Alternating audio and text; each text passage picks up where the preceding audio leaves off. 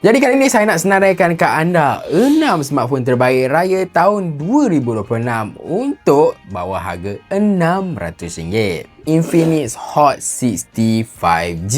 Okey, kalau ada promosi anda sebenarnya boleh dapat bawah 600, sekitar 599 macam tu kan. Smartphone ni ada skrin bersaiz 6.7 inci jenis IPS LCD dengan 120Hz, yang mana chipset dia pula menyokong 5G iaitu Dimensity 7060. Storan dia 256GB dan juga bateri dia 5200 mAh. Yang pasti dia ada fast charging lah, cuma tak adalah laju sangat, 18W sahaja. Redmi 15C. Untuk tahu anda, ini juga smartphone dengan skrin yang paling besar, 6.9 inci. Sikit lagi tu dia jadi tablet. Dia ada 120Hz refresh rate dengan MediaTek Helio G81 Ultra. Kamera dia ialah 50MP. Bateri dia pun besar, 6000 mAh dengan fast charging 33W turbo. Segalanya besar dekat sini. Storan dia besar, bateri dia besar, fast charging pun ada kan.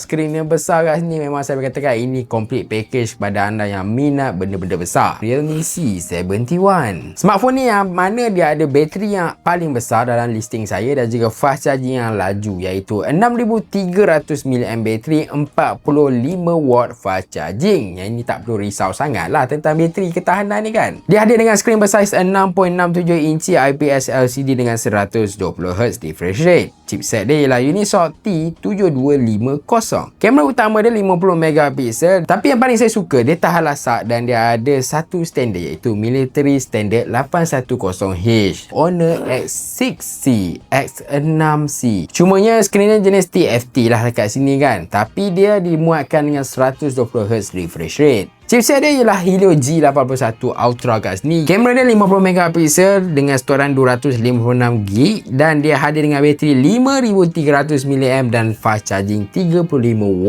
Oppo A6s. Tapi kenapa saya senaraikan? Sebab dia ada bateri yang besar, 6000 mAh dekat sini kan.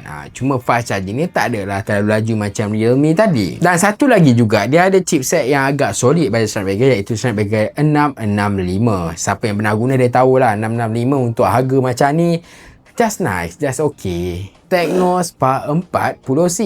Ini yang paling ekonomi dalam listing kali ni. Dia ada dengan skrin 6.67 inci jenis IPS LCD 120Hz refresh rate. Still lagi gunakan MediaTek tapi just Helio G81 yang biasa, bukannya jenis Ultra. Kamera dia 50MP, fast charging 18W dengan bateri 5000 mAh. Untuk harga dia anda boleh dapat sekitar 500 kalau ada promosi kan. Apa kata anda klik link kat bahagian bawah kalau nak tengok harga semasa dia.